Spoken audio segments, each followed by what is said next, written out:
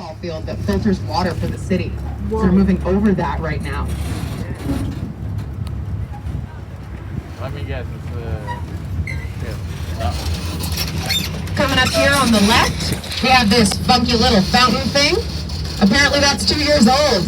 I didn't know it existed until a couple weeks ago. That was a fun discovery for me. We're heading on to the Hamilton Waterfront Trail. This trail first opened on July 1st, 2000, so it had its 22nd anniversary about a month ago on Canada Day. Great place to go to ride your bike, skateboard, roller skate, roller blade, I don't know, whatever you're into. But it's also a way for emergency vehicles to get from one end of the park to the other so they can keep us safer.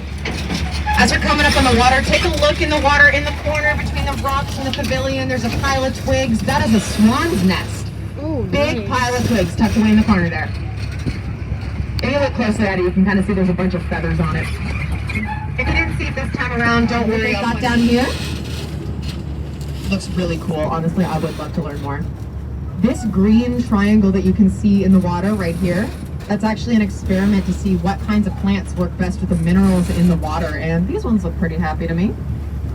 Also, as we're moving down here, take a look along the bank, especially at the logs. That's where we usually see turtles. Now, I don't know if you guys can see those white birds that are hanging out in the water over there. Those are egrets. They're smaller than swans, but they have necks that are just as long, just as skinny, and just as white. I don't know how they do it. And also in the water, there's a lot going on in there. You can see that very prickly green and brown strip. And that is actually made up of old Christmas trees. So the RPG takes these old Christmas trees that would otherwise just be discarded. They put them in the water and they act as a sort of filtration system, making the water just a little bit cleaner for the wildlife that lives here. You might notice that the water is a little bit dirtier today. Stop distracting my driver, you hooligan. We're now going to be heading back down to Cook's Paradise. And this time around, take a look at all of the different kinds of plants that are down here. There are about 750 different kinds of trees alone. That's just trees.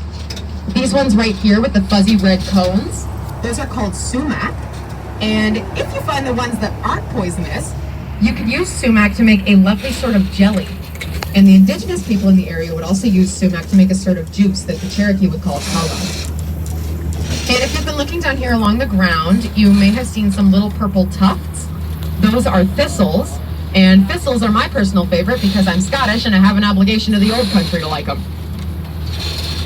You may also see some sort of flat, round, pink and white flowers. Those are called morning glories.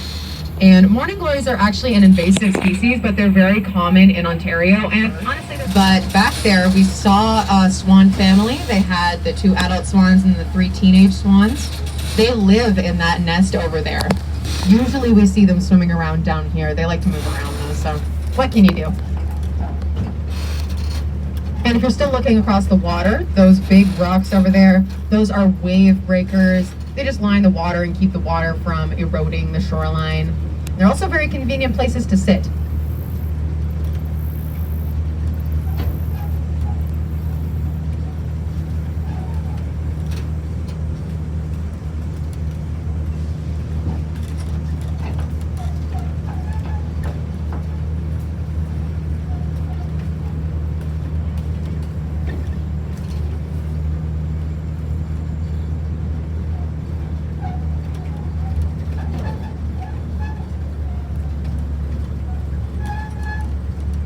Now, as we round this corner, if you guys didn't see